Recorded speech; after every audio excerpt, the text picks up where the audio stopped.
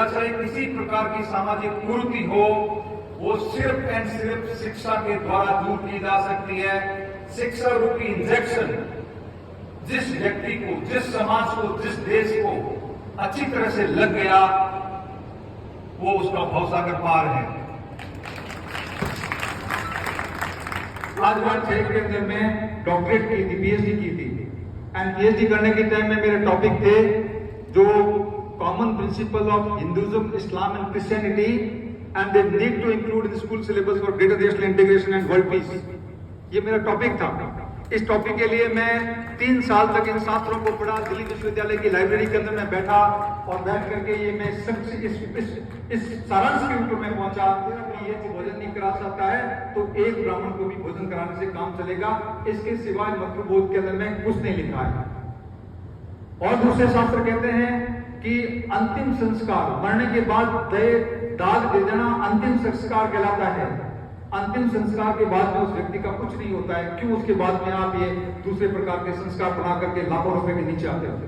कोई किसी प्रकार का नहीं। ये मत भगवत गीता रह गई, इसमें कहीं नहीं लिखा, मैंने पढ़ लिया है, पढ़ करके आपको बता रहा हूं। महाभारत रह गई, रामायण रह गई, ये सब किताबें मैं आपको लेके आया हूं और पढ़ करके लाया हूं। बढ़िया इसलिए आज नहीं पढ़ी, इसमें पाखंड है। इन पाखंड जो है एक किसी विशेष प्रकार के लोगों ने अपने स्वार्थ के लिए, अपनी जनरेशन के रोजगार के लिए इन पाखंडों को हमारे दिमाग के अंदर में इतना डीपली घुसा दिया है कि हम बिना शिक्षा से उन पाखंडों से दूर नहीं निकल पा रहे हैं। अरे आप पढ़े लिखे हो, मैं गुरुजनों से, पढ़े लिखे लोगों से मैं रिक्वेस्ट करना चाहता हूं कि use your rational mind, use your critical mind. आपको ईश्वर ने ये सोचने समझने की शक्ति दी है, इस सोचने समझने की शक्ति को काम में लो और काम में लेकर के सोचो, पढ़ो, देखो और देखने के बाद तो कम से कम इसको छोड़ो। मैं कहता हूं कि ये जितने धर्मशास्त्र है, मैं आपकी बात नहीं कर रहा हूं क्योंकि किसी की भावनाओं को आप नहीं करना चाहता हूं। मैं कहता हूं कि ये जितने धर्मशास्त्र हैं मेरे लिए इस धर्मशास्त्र से सबसे नीचे है। सबसे बड़ा धर्मशास्त्र मेरे लिए भारत का कॉन्स्टिट्यूशन है। सबसे बड़ा जो धर्मशास्त्र है, इस कॉन्स्टिट्यूशन ने हमको शक्ति दी है। इस कॉन्स्टिट्यूशन के माध्यम से हमको जीने की स्वतंत्रता मिली है। खिजड़ी के अंदर में 363 लोगों के सर कलम कर दिए गए थे, कोई पूछने वाला नहीं था। जनरल डायर ने हजारों लोगों के ऊपर में, नियत लोगों के ऊपर में गोली चला दी थी, वो कोई पूछने वाला नहीं था। और भगवान के अंदर में यदि शक्ति होती तो 1945 से पहले भी, 1947 से पहले भी भगवान तो यहीं बैठे थे, उसकी पूजा भी हम इसी प्रकार से कर रहे थे। तो भगवान ने फिर हमारे को बचाया क्यों नहीं? वो बीच में ढाल बन करके क्यों नहीं आया कि भाई ये हमारे ये अनुयायी है और इनको कम से कम बचा दो यार। जनरल डायर तुम गोलियां क्यों चला रहा है इनके ऊपर में? तू तेरा हाथ पकड़ करके क्यों खड़े नहीं हुए? वो ये कॉन्स्टिट्यूशन उसका हाथ पकड़ करके खड़ा है। ये कॉन्स्टिट्यूशन, आज इस कॉन्स्टिट्यूशन ने हमको वो शक्ति दी है कि भारत के प्रधानमंत्री के घर के चारों तरफ भी हम घेरा डाल सकते हैं और हमारे ऊपर में कोई एक गोली नहीं चला सकता है। This is the constitution of India. हमको समझने की जरूरत है। अपने अपनी पढ़ाई के द्वारा इस कॉन्स्टिट्यूशन के अंदर में आपके जो हक दिए हैं उसको समझने की आवश्यकता है, अपने अधिकारों को समझने की आवश्यकता है, अधिकारों के साथ साथ अपने कर्तव्य को भी समझने की आवश्यकता है। मैं कहता हूं कि अधिकार तो हर आदमी मांगता है। हमें अपने देश के प्रति अपने कर्तव्य को बहुत अच्छी तरह से समझना चाहिए। हैव और हैव नॉट के बीच के खाई को कम करने के लिए हर एक आदमी को प्रयत्न करना चाहिए। अपने पड़ोस के किसी गरीब आदमी को मदद करने के लिए हमसे तत्पर रहना चाहिए। हमें चाहिए कि हमारा तो 5 मंजिल का मकान हो जाए, परंतु वो पास के अंदर में जो बैठा है उसको रात को रोटी भी नहीं मिले। और हमें बिल्कुल एकदम दया भी नहीं आती है कि पड़ोस के अंदर में बच्चा जो बैठा है वो रात को भूखा सो रहा है या उसके पेट के अंदर में कहीं भोजन जा रहा है। क्योंकि हमारी चमचमाती गाड़ी है, हमारे पास 5 मंजिल का मकान है, हमें कोई फर्क नहीं पड़ता है। अरे इस प्रकार की धारणा यदि हमने रखी, सोशल वेलफेयर हमारे शिक्षा के माध्यम से हमारे दिलो दिमाग तक नहीं गया तो हैव और हैव नॉट के बीच की खाई बहुत ज्यादा हो जाएगी। जो हैव और हैव नॉट के बीच में खाई होगी तो राष्ट्रीय सुरक्षा के लिए, सामाजिक सुरक्षा के लिए बहुत बड़ा खतरा बन जाएगी। क्यों बनेगी? क्योंकि मरता क्या नहीं करता, वो अपना पेट को पालन करने के लिए जब उसका बच्चा अपने आंखों के सामने मर रहा होगा तो वो चोरी करेगा, क्राइम करेगा, कुछ भी कर देगा। पैसे वाले आदमी का गला काट करके वो पैसा ले लेगा। आप एक कभी गरीब बस्ती के अंदर में जहां पे बिल्कुल एकदम बहुत गरीब आदमी रहते हैं झुग्गी झोंपड़ियों के, उसके बीच में अपना महल बना करके देख लेना। अगले दिन आपके महल के सब चीजें गायब हो जाएगी, ऊपर में लाइट गायब हो जाएगी, आपकी गाड़ी का टायर गायब हो जाएगा, कभी गाड़ी की बैटरी गायब हो जाएगी, आप कुछ नहीं कर पाओगे वहां पे। कहीं पुलिस वाले भी जाने से वहां कहते अरे यार वो उसमें लफड़े में कौन पड़े यार, तू देख। आपको समय को इन्वेस्टमेंट करने की आवश्यकता है। आप इन्वेस्ट नहीं कर रहे हो तो आप वेस्ट कर रहे हो। यदि आप वेस्ट कर रहे हो, एडल्ट बच्चे हो, समझदार बच्चे हो, आपको अपने फ्यूचर के बारे में पता है, आप जैसा आज करोगे कल आपका फ्यूचर ऐसा ही होगा।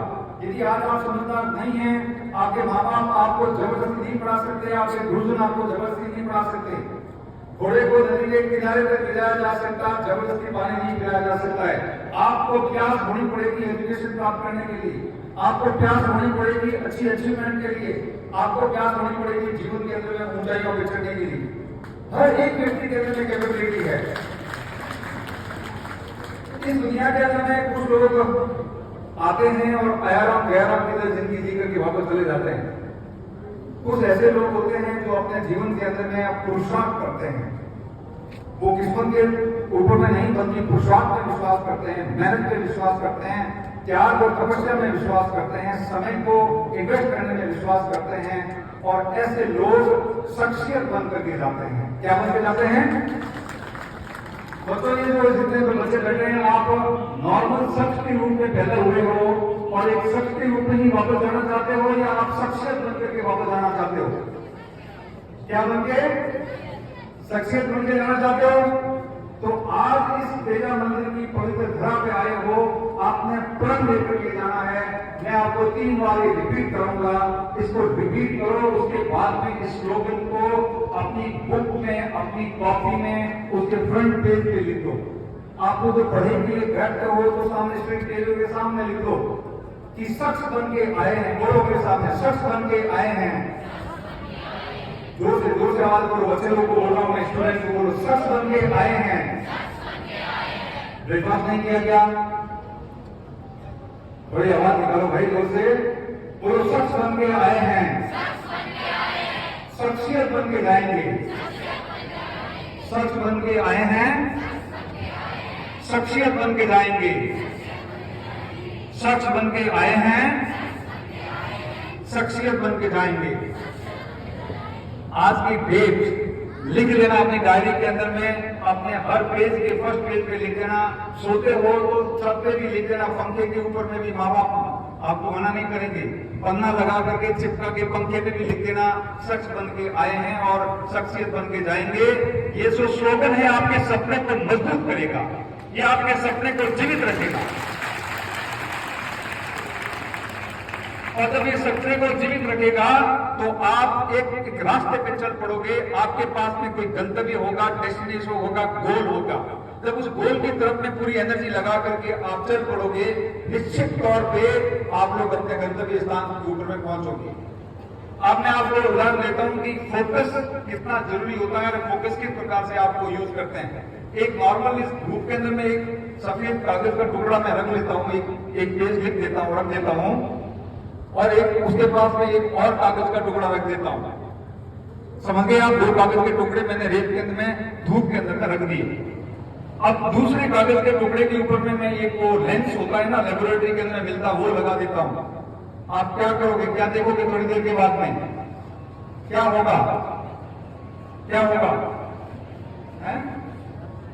अरे कोई बच्चा बताओ तो सही, इंटरेक्टिव सेशन बनाओ भाई। वो जिस लेंस लगाऊंगा जिस कागज के ऊपर में, क्या होगा? वो कागज जलेगा नहीं जलेगा? कितने बच्चे समझते हैं कि कागज जलेगा? हाथ खड़ा करो। ओके, इसका मतलब आप बोलते नहीं हो बट आपको पता जरूर है। बोलना सीखो, बोले जो करो घूम लाई कहते जो कर जवार हिल पड़ी रहे, बोलना सीखो। हाँ, ओके। तो इसका मतलब है कि आप सोचो कि भाई उस कागज का टुकड़ा एक तो वो है, धूप के अंदर में 10 साल भी पड़ा रहेगा तो भी उसमें आग नहीं लगेगी। एक कागज के टुकड़े के ऊपर में 10 मिनट के लिए हमने लेंस लगाया और वो 10 मिनट के अंदर में जलने लग गया। किस कारण से जला? कारण यही है कि उसके ऊपर में जो एनर्जी है उसको, जो सूरज की किरणों को एकत्रित करके, फोकस करके उसके ऊपर में डाल दिया, एक बिंदु के ऊपर में डाल दिया। जिंदगी के अंदर में भी यही ऐसा ही होता है। आपने अपनी एनर्जी को फोकस करके अपने गोल को हासिल करने के लिए लगा दिया। आपको अपना गोल हासिल करने से कोई रोक नहीं सकता, दुनिया की कोई ताकत रोक नहीं सकती है। और अपने अपनी एनर्जी को स्कैटर कर दिया, सोशल मीडिया में लगा दिया, बॉयफ्रेंड बना दिए, गर्लफ्रेंड बना दिए, नाना नानी के यहाँ चले गए, मामा चले गए, मेलों में चले गए, बस वो पैदल यात्रा में वो रामदेवरा जा रहे हैं, वो डीजे बजाते बजाते वो कावड़ करते हुए इधर से उधर जा रहे हैं, दुनिया भर का पॉल्यूशन फैला रहे हैं, ट्रैफिक को प्रॉब्लम कर रहे हैं। ऐसी जगह पे चले गए तो आपकी एनर्जी स्कैटर्ड हो गई, आपने एनर्जी फोकस नहीं की और आपने अपनी जिंदगी को बर्बाद कर दिया। यदि फोकस करोगे पूरी दुनिया की ताकत आपको अच्छा मुकाम पे पहुंचने की रोक दे सकता है। आज वर्ल्ड के अंदर में 3 तरह की कंट्रीज हैं, developed nation, developing nation and under developed countries. Developed nation वही है जिन्होंने बहुत पहले से एजुकेशन के अंदर में अपने बजट को ठीक से प्रायोरिटी के अंदर में रखा था और वहां की जनता 100% एजुकेट हो गई है, उनका लिटरेसी परसेंट 99 के आसपास घूम रहा है। वो डेवलप्ड नेशन है क्योंकि उन्होंने शिक्षा के ऊपर में बहुत पहले ध्यान दे दिया था और पूरे नागरिक, पूरा मानव संसाधन उस देश का हाईली एजुकेटेड है। डेवलपिंग नेशन वो है जो थोड़े से सचेत हो गए हैं, जग गए हैं और शिक्षा के अंदर में ध्यान दे रहे हैं और उनकी जनसंख्या भी पढ़ाई की तरफ अग्रसर हो रही है, इसलिए उनको डेवलपिंग नेशन कहते हैं। And the underdeveloped countries are those countries they have not paid any attention to education. Underdeveloped countries वही हैं जिन्होंने शिक्षा की तरफ में कोई ज्यादा ध्यान नहीं दिया, अभी जगे हैं और अभी सो करके उठ रहे हैं। और इस एजुकेशन के अंदर में भी विडंबना यह है कि जब हम एजुकेशन की बात करते हैं, नागरिकों के एजुकेशन की बात करते हैं, तो हम अपने वुमेन फोक को एक तरफ में छोड़ देते हैं। हम मेल एजुकेशन के ऊपर में फोकस करते हैं। हमारे बच्चे पढ़ जाने चाहिए, उसमें से लड़का पढ़ जाना चाहिए, लड़की कोई बात नहीं, थोड़ी नहीं पढ़ेगी तो भी ठीक नहीं है, ठीक है। बट यदि आप थोड़ा सा विचार करें तो 50% पॉपुलेशन मेल है, 50% फीमेल है। 50% पॉपुलेशन के आधार पर कोई भी देश विकसित देश नहीं बन सकता। हमारी जो Orthodox kind of thought process है, हमारा जो अंधविश्वास है या जो हमारी विचारधारा जैसी पहले से चलती आई है, इसके अंदर में यदि हमने रिवोल्यूशनरी चेंजेस नहीं लाए तो ना हम अपने समाज को विकसित कर पाएंगे और ना देश को विकसित कर पाएंगे। Education is the backbone for any individual, any society, any country. Education के बिना आपका कोई गुजारा नहीं हो सकता है।